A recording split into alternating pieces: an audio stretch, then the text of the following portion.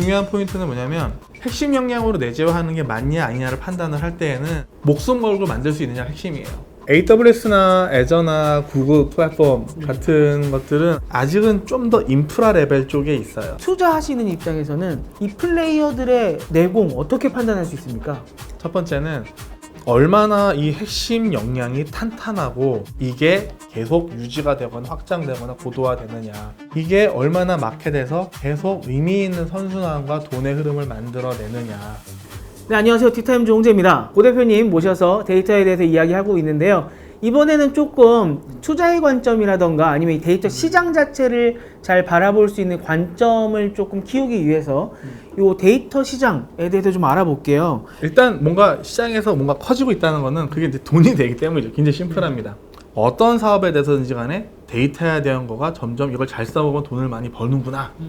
넷플릭스니 뭐니 다 그렇게 이제 다 알고 있잖아요. 그렇죠. 그러다 보니까는 저건 진짜 데이터를 잘 쓰면은 돈이 되는 거고, 그러니까 소위 말하는 데이터를 잘 쓰는 데이터 사이언티스트들이 또 연봉이 또 엄청 높고 그렇잖아요.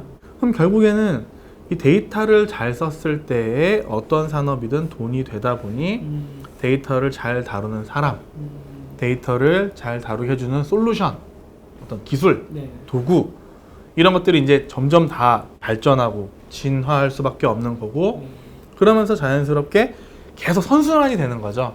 이런 걸 쓰면서 데이터도 막 늘어나고, 데이터 양이 늘어나다 보니까는 이렇게 막 거대한 데이터를 더 잘 쓰는 기술이 또 필요하네.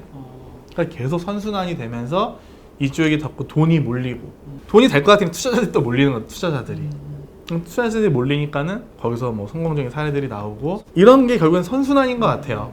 이 데이터에 대한 것도 이 자체만으로도 강력하지만은 또 이게 다른 산업과 다 맞물려 있다 보니까는 돈과 관련된 거에 있어서는 이제는 데이터를 빼놓을 수가 없게 됐다라고 보시는 게 뭐 제 그냥 나름대로 금융 전문가가 아닌 입장에서의 생각입니다. 데이터를 처리할 수 있는 뭐 기술 이런 것들도 계속 늘어나고 또 관련된 회사도 늘어나고 투자도 늘어나고 사람도 늘어나고, 사람을 또 교육시켜야 되잖아요. 그러니까 다 이어지는 거죠.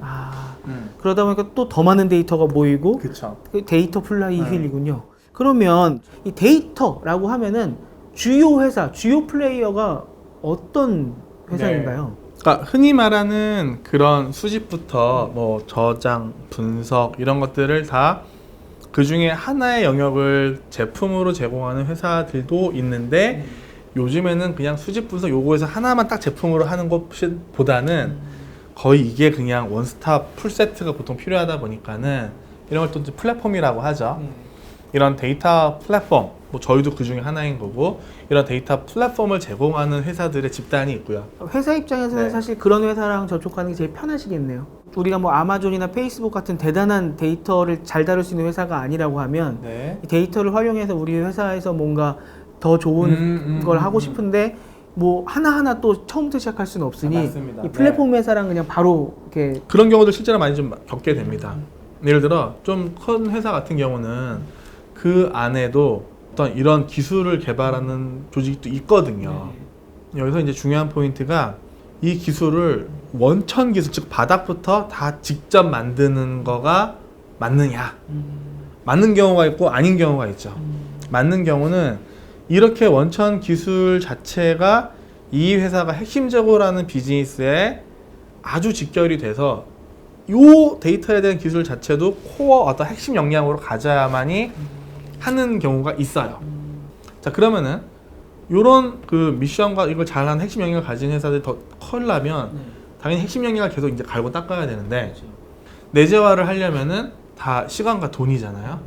그러면 여기서 선택의 문제가 있는 거죠.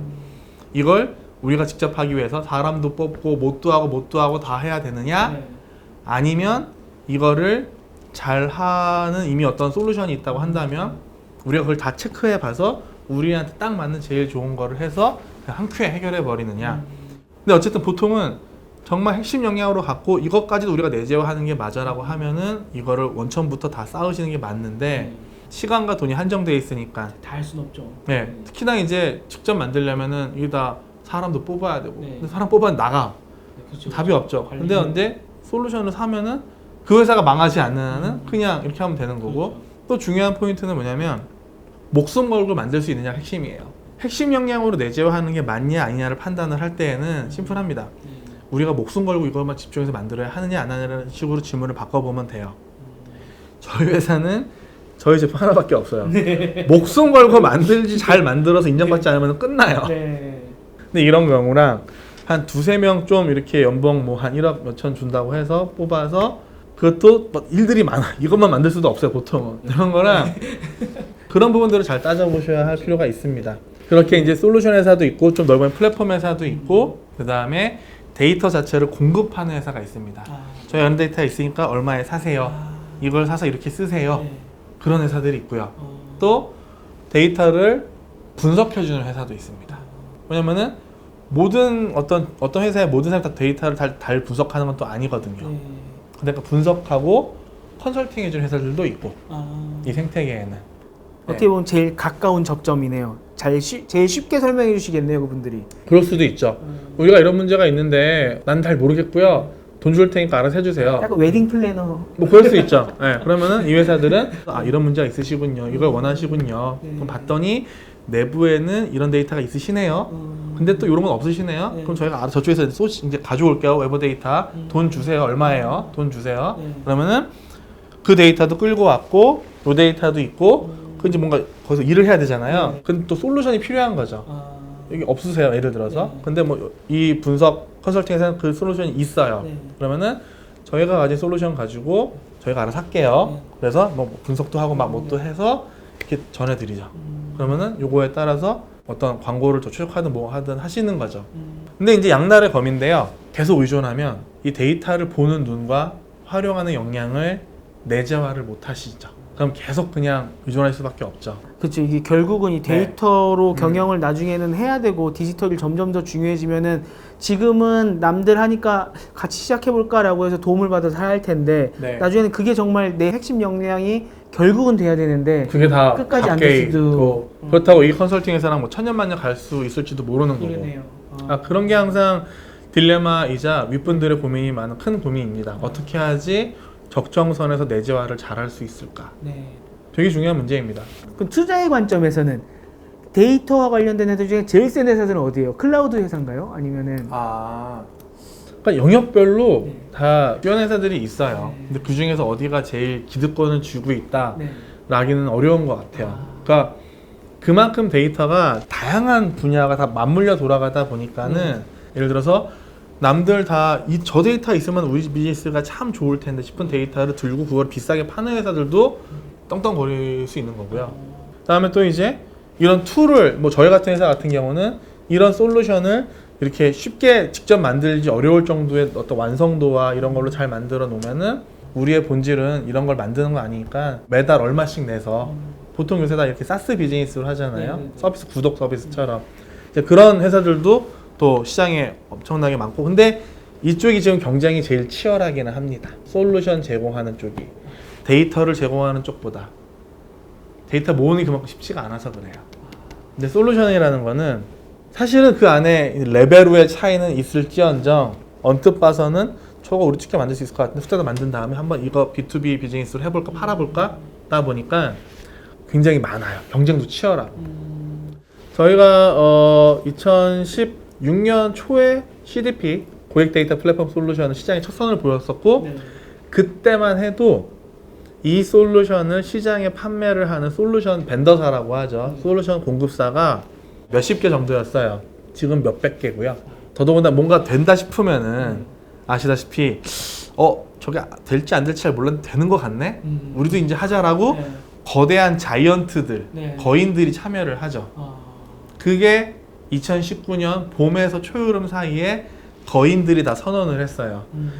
우리도 CDP 제품 내놓습니다라고. 그 전에는 솔직히 무시했었거든요. 또 그랬으니까 ARM 같은 경우도 트레저 데이터를 인수하고 뭐 그랬겠죠. 그쪽이 된다고 봤으니까. 이런 것들이 이제 저게 분명히 되는데 저기서 선도적으로 하고 있는 곳이니까는 뭐가 있겠지. 사실 저희 이제 데이터나 클라우드 관련해서 영상을 만들어서 올리면 엔지니어로 추측되시는 많은 분들께서 자조적인 말 댓글을 많이 남기시는 게 그 AWS 뭐 아니면 애저 걔네 아니면 구글 뭐 3개 정도 걔네가 하면은 다 끝날 텐데? 뭐 이렇게 많이 말씀하시거든요. 데이터 분석 걔네 다 되는데 거기서 다 되는데 그거에 대해서는 어떻게 생각하십니까? 아, 네. 보통 그렇게 말씀하시는 분들은 끝까지 제대로 안 해보신 분들이라고 제가 감히 말씀드릴 수 있습니다. 왜냐하면 AWS나 애저나 구글 플랫폼 같은 것들은 아직은 제가 절대 무시하는 게 아니라 대단한 제품이고 회사들인데 아직은 좀 더 인프라 레벨 쪽에 있어요. 그러니까는 많이 플랫폼화 되어 있지만은 아직은 그 정도 플랫폼을 가지고 기업이 원하는 어떤 여러 가지 목적의 것들을 돌리기 위해서는 쉽게 예를 들어보면은 한 3년쯤 전에 AWS나 애저나 구글 클라우드 플랫폼은 레고 블럭으로 표현을 하면 집을 하나 만든다고 그랬을 때 블럭 하나가 있는 상태였다고 보시면 되시고요. 지금은 거기에서 조금 더 덩어리가 되어 있는 상태예요. 예를 들면 지붕에 이런 그 굴뚝 정도가 이제 벽도 하나하나는 벗어난 거죠. 굴뚝, 다음에 뭐 처마, 이런 정도 느낌. 근데 역시나 집을 만들려면 그런 것들을 조립을 해서 만들어야 돼요. 예, 그럼 조립을 잘 해야 하는 게 중요하고 조립을 하기 위한 설계도를 잘 고민을 해야 되고 그 조립을 해놨더라도 또 운영을 또 해야 되는데 자동으로 되지 않고요. 조립해서 만든 거가 잘 돌아가는지를 또 체크해야 되거든요. 근데 저런 회사들도 많이 있으니까 회사들은 좀 더 그거보다 하나의 윗단계, 즉 지붕이라면은 굴뚝과 처마 등등등 풀세트, 그 다음에 정원 풀세트 이런 식으로 다음에 뭐 세콤 같은 거 뭐 이런 경보장치 풀세트 이런 느낌이라고 보시면 되세요. 그러니까 좀 더 특정 목적에 대해서 그냥 바로 쓸 수 있는 식으로 쫙 다 되어 있는 거고 그 안에서 커스터마이제이션도 많이 고려는 해놨고 그러다 보니까는 이제 클라우드의 빅 플레이어들이 제공하는 여러 가지 요소들을 가지고 하나하나 만들어서 원하는 것들을 쓰는 데에 있어서 걸리는 시간과 돈과 유지보수 비용과 이런 등등등 대비 다르죠. 대신에 자유도는 또 차이가 있죠. 물론 여기는 마음대로 그냥 하나하나 조립해서 만들 수 있다 보니까는 당연히 뭔가 자유도가 훨씬 더 높을 수밖에 없어요. 저희보다는. 근데 우리한테 어느 정도의 자유도가 필요할까? 항상 자유도가 높은 게 좋은 건 또 아니거든요. 전혀 아니죠. 전혀 아니거든요. 우리한테 필요한 자유도는 어디까지일까? 자유도가 너무 높다라는 거는 그만큼 고민을 많이 해야 되는데 이 고민을 우리가 지금 해야 되나? 이런 부분 또 차이가 있습니다. 그리고 어떤 클라우드 회사에 어떤 거를 써서 어떤 거를 해봤다라는 레퍼런스들은 은근히 많은데 성과가 크게 나서 그 성과가 계속 진화돼서 점점점 퍼지는 것까지를 한번 잘 체크해 보면은 아쉽게도 그렇지 않은 경우들도 은근히 있습니다. 뭔가 프로토타이핑 한번 테스트를 해봐서 뭐 의미 있는 결과들이 나올 수 있어요. 근데 거기에서 끝난 경우들이 아쉽게도 많이 있어요. 이게 그런 테스트로 안 끝나려고 한다면 이런 어떤 클라우드 회사들의 값진 기술들을 IT팀이나 이런 데에서 주도해서 잘 뭔가 파일럿으로 끝나면은 안 되고 애초부터 굉장히 이런 IT 부서와 실제 이런 것들로 돈을 만들어내야 하는 마케팅이나 사업 부서가 아주 긴밀하게 해서 움직여야 되는데 마케팅이나 사업 부서나 이런 쪽은 클라우드 회사의 기술들을 보면은 저게 뭔가 좋은 것 같긴 한데 우리랑 어떤 관련인지 잘 안 와닿거든요. 그러니까 안 와닿을 수밖에 없어요. 그런 이름들도 막 생소하고 화면들도 우리는 무슨 막 이상한 화면이야 어쩌라는 거지 이런 화면들이다 보니까는 그게 어려운 거예요. 그래서 사실은 저희 같은 정도의 적절한 플랫폼 회사들이 기회가 지금 좀 많이 있는 거고 그래서 당연히 이런 그 클라우드에 이제 바닥부터 마음대로 만들 수 있는 회사들에서도 이 시장으로 점점 오고 있습니다. 저희는 여전히 되게 긴밀한 파트너 관계예요. 근데 그러니까 적과의 동침일 수도 있죠. 그러니까 근데 모든 비즈니스가 그렇죠. 항상 적이자 친구이죠. 모든 비즈니스가. 네, 서로 또 알고 있어요. 서로도 알아요. 근데 서로 알지만 지금 이 시점에 이 시장에서는 이건 너네가 분명히 잘하고 이건 우리가 잘하고 이렇게 서로 윈윈 할 수 있으니까 그렇게 하자. 이게 결국 시장을 계속 진화시키는 하나의 선순환 구조인 거죠. 지금은 아직 클라우드나 데이터 시장 같은 경우는 좀 초기라고 보면 되겠네요. 그러면 계속 진화하고 있는 거죠. 그러니까는 뭐 초기라기 뭐 조금 그래도 많이 성숙이 되어가고 있는 것 같고 계속 진화하고 있는 거고. 그러니까 중요한 포인트는 결국 이제 피버팅이라는 표현들 아마 스타트업에 관심 많으신 분들은 아실 거예요. 피벗. 어떤 핵심 영역을 창업을 했어. 근데 열심히 했는데 뭐 잘 됐을 수도 있고 잘 안 됐을 수도 있는데 잘 안 된 경우에는 무조건 왜 잘 안 되는지 체크해서 뭔가 다른 방안을 찾아야 되는 거죠. 근데 이 찾을 때 가진 역량을 완전 무시하고 리셋하는 거는 큰일 나는 거고 역량을 가진 부분은 발을 딱 박아 놓은 다음에 나머지 다리로 지금까지 해왔던 거는 어쨌든 검증된 거니까 실패한 거니까 될 법한 거를 딱 디디는 게 피버팅이란 말이에요. 이걸 잘하는 게 엄청 중요합니다. 뭘 잘했다고 하더라도 천년만년 계속 잘할 수가 없어요. 왜냐면 경쟁자가 생겨나다 보니까. 그때도 피버팅을 해야 돼요. 저희도 처음에는 다들 이제 AWS S3, 클라우드상의 파일 저장소죠. S3나 이런 것들이 그냥 대세인 시절, 2010년대 초반, 2000년대 뭐 후반. 쉽게 생각하시려면 그냥 드롭박스 같은 서비스라고 그쵸. 보시면 되죠. 예. 네. 그때 시절에 저희는 그 넥스트를 본 거였었어요. 창업할 때. 지금은 이게 대세인데 이거 금방 다음으로 넘어갈 거야. 그 다음은 결국 이 저장소에 있는 데이터를 마음대로 분석하고 다음에 저장소 자체만 중요한 게 아니라 여기다 데이터를 가져와야 되는데 이것도 따로 우리 시장이 있었거든요. 근데 다 비싸고 좀 어려웠어요, 쓰기가. 이런 것들이 다 통합이 돼서 실제로 분석하고 활용하는 거를 5만 가지를 막 비싸게 설치하고 대기업만 하는 게 아니라 우리가 다 서비스로 이런 거를 fully managed 서비스라고 그러는데 고객님 저희가 알아서 다 운영해 드려요. 그냥 월 얼마 내시고 회원 가입하고 그냥 바로 쓰기 시작하시면 됩니다 라는 컨셉이라잖아요. 이런 거를 데이터의 수집, 저장, 분석, 활용까지 그냥 풀스택으로 제공하는 게 무조건 다음 거고 우린 이걸로 창업한다. 이렇게 창업을 한 거고 성공을 한 거거든요. 그러니까는 다음 단계 미리 보고 한 거죠. 성공의 방정식이죠, 어떻게 보면은. 근데 저희 하다 보니까는 저희도 이제 다른 시장을 보고 있죠. 한번 봤더니 아 역시나 다 따라올 수밖에 없어. 즉 제가 이제 2016년도 AWS의 리인벤트라는 유명한 그 매년 큰 행사가 있잖아요. 라스베가스에서 했었는데 현장에 있었고 2016년도 리인벤트에서 AWS의 대표가 발표를 합니다. 데이터. 근데 이제 분석. 이제 우리는 AWS 이렇게 갑니다라고 선언을 했어요. 그럼 저희는 보면서 저희는 AWS의 이제 프리미엄 파트너입니다. 파트너 관계예요. 역시 저 단계로 넘어가는구나. 올 것이 왔다. 오는구나. 이미 저희는 고민을 하고 있었죠. 다음 단계에 대해서. 그게 대답이 고객 데이터 플랫폼이었던 거고. 이 빅데이터 플랫폼으로 저희 고객사들 어떻게 쓰는지를 가만히 봤더니 아 이런 식으로 쓰시네. 그러니까 빅데이터 플랫폼은 굉장히 많은 것들을 할 수 있습니다. 그 중에서도 대세를 찾아내는 거예요. 대세를. 요 대세를 갖고 이미 저희는 길을 봤으니까 요 앞을 더 만들어 놓는 거죠. 요게 대세니까 이거를 잘할 수 있는 조금 더 뾰족하게 만들자. 그게 이제 고객 데이터 CDP를 내는 거고 또 성공을 한 거고 또 저희 보고 있었죠. 언제쯤 또 따라올까? 혹시나 또 따라오죠. 2019년도에 선언들을 하는 거예요. 이때 선언한 곳에서는 AWS나 구글은 없었고요. 마이크로소프트는 선언까지는 안 했는데 CDP 제품 카테고리를 슬쩍 나중에 오픈을 했고요.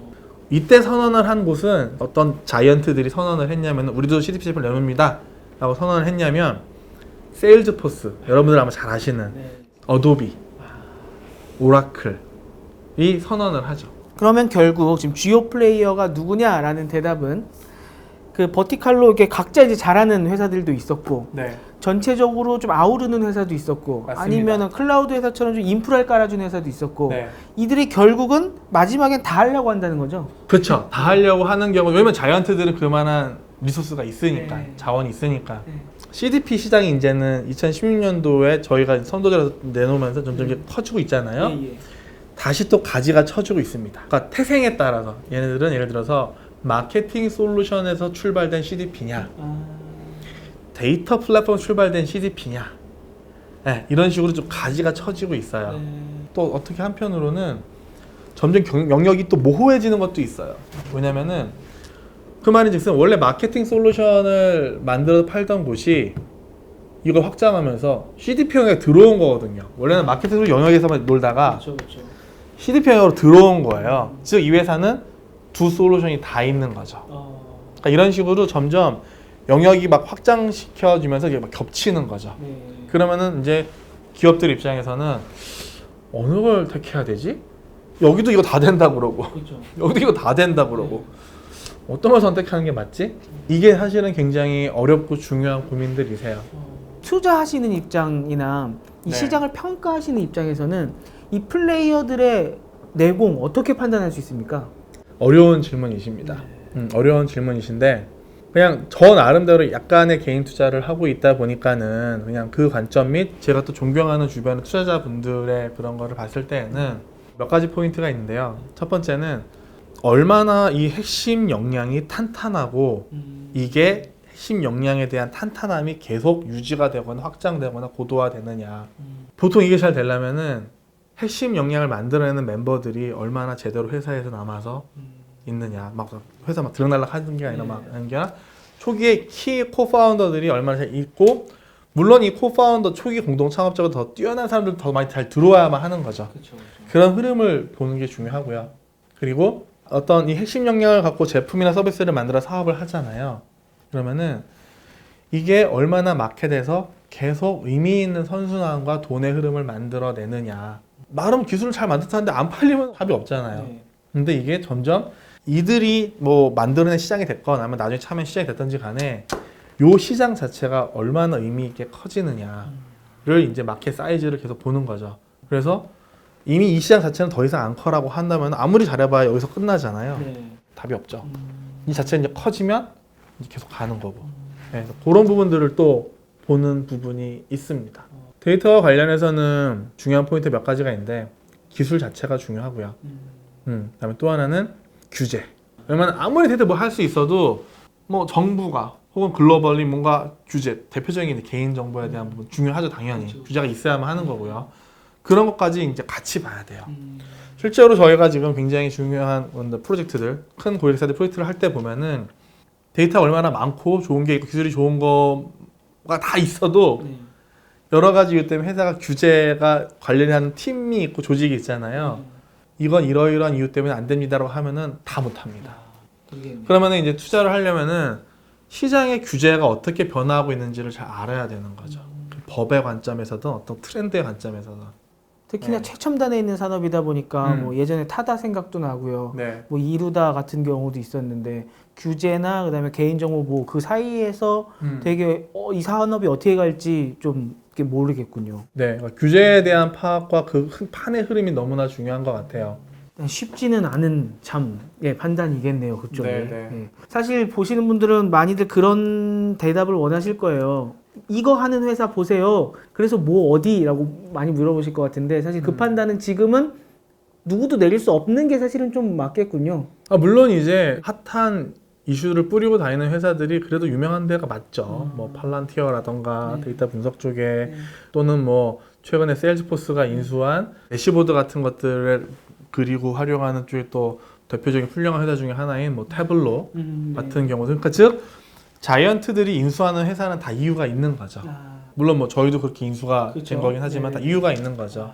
네, 그러면은 자이언트들 중에서 제대로 하고 있는 자이언트들이 어떤 데를 인수해서 어떻게 확장하는지를 보는 게 많은 단서를 주는 거가 맞습니다. 네, 핵심적인 문장이었던 것 같습니다. 그리고 또 네. 파트너십 같은 것도 좀 봐야 되나요, 그러면? 맞습니다. 네. 파트너 특히나 이 데이터에 대한 부분은요. 이 파트너십을 만들어 같이 생태계를 만드는 게 너무너무 중요합니다. 저희가 일본 시장에서는 저희 쪽에 관련된 마켓에 저희가 시장 점유율이 한 92.8% 정도 되는데요. 일본 시장에서 그렇게 잘할 수 있었던 가장 큰 이유 중에 제가 봤을 때 하나는 그 에코시스템, 생태계를 저희와 관련된 수많은 솔루션사들과 데이터 공급자와 컨설팅 회사들과 저희가 생태계를 잘 만들었어요. 그래서 무료로 거대한 컨퍼런스를 열어서 같이 이런 거 노하우를 그냥 다 무료로 공유를 하고 다 막 자료 만들고 이런 것들을 통해서 정말 잘했습니다. 그래서 그러니까 데이터는 저는 100% 확신할 수 있는데 어느 하나가 잘한다고 되는 택도 없어요.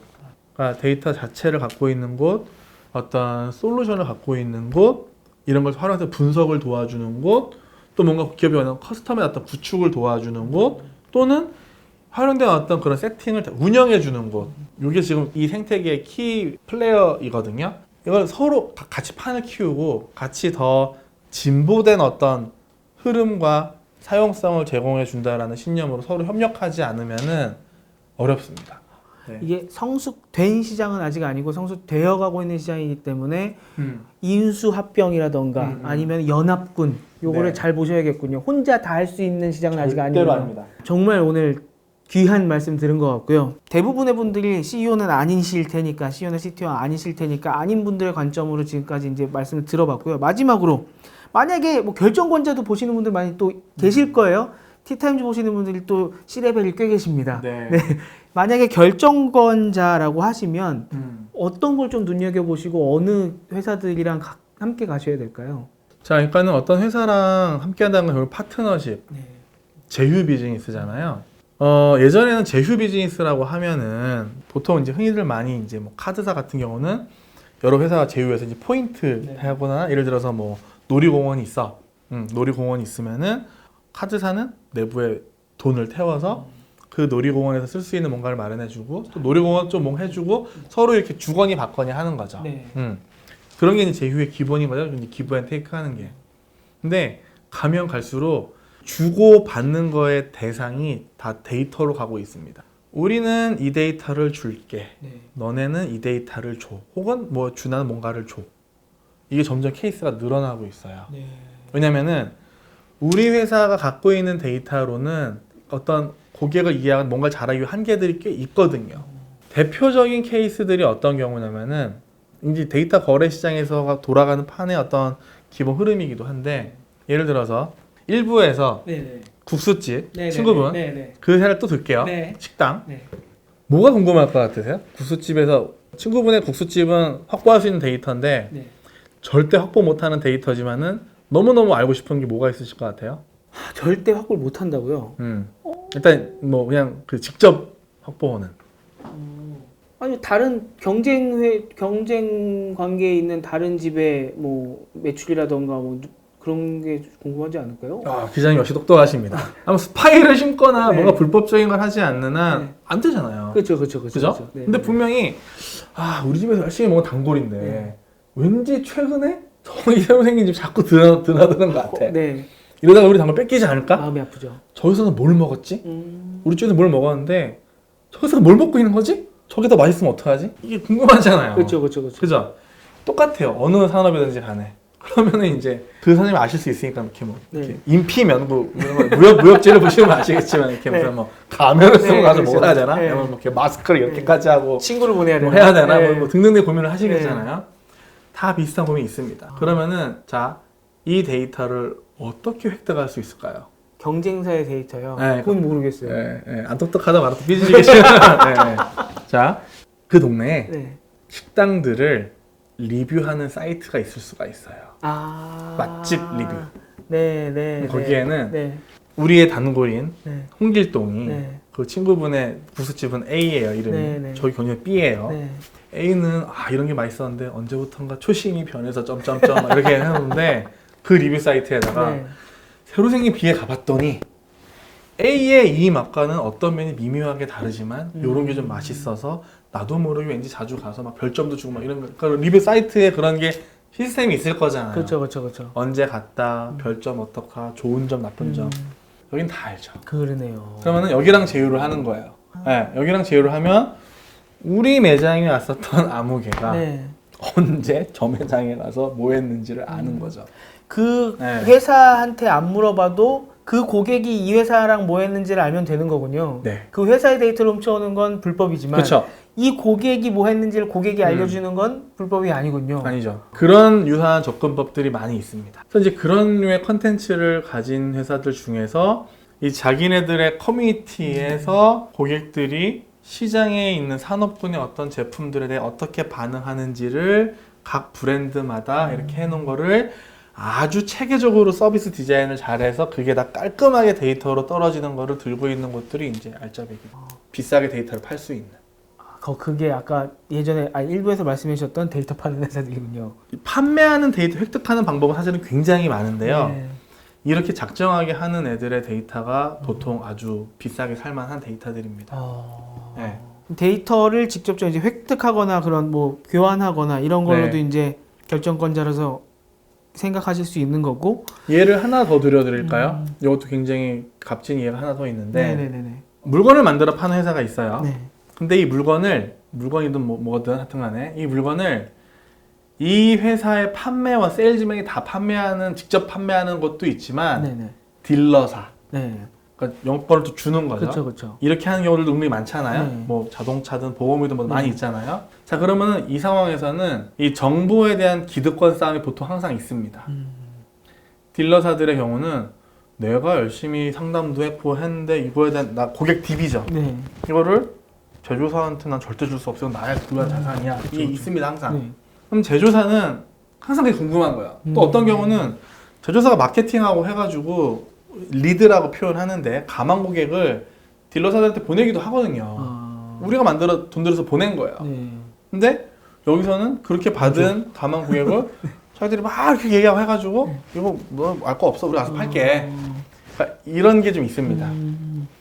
이게 지금 어떤 식으로 협력 관계들이 만들어지고 있냐면요. 네. 데이터를 서로 서로 주고받는데요. 어떻게 하냐면 제조사는 헤이 딜러, 너네가 잘 상담하려면 딜러사 너한테 가기 전까지 지금 우리가 보낸 가망 고객이 어떤 식으로 막 고민해보고 어떤 것들을 알아보고 했는지를 쭉 다 알면 너 막 썰을 잘 풀어서 잘 팔 수 있을 거 맞아 안 맞아? 당연히 맞죠. 네. 맞잖아요. 네. 맞을 수밖에 없죠.